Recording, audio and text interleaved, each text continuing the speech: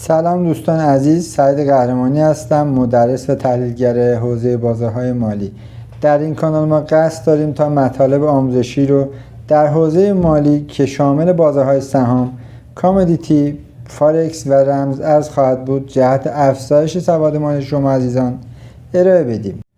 مطالب آموزشی طوری برنامه‌ریزی شده که برای افرادی که هیچ گونه اطلاعاتی هم در حوزه بازار مالی ندارند هم کاربردی بوده و قدم به قدم با هم موارد کاربردی یاد خواهیم گرفت که نه تنها برای کسب درآمد از حوزه مالی بلکه در زندگی روزمره هم برای ما کاربرد خواهد داشت.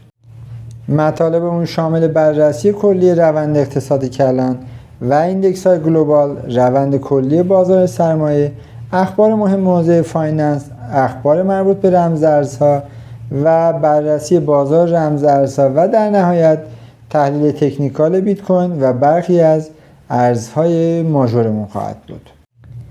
همچنین روزانه به صورت لایو استریم اندیکاتوری که با تلاش و مطالعه چندین ساله خودمون نوشتیم رو در کانال یوتیوب ما میتونید مشاهده و استفاده بکنید.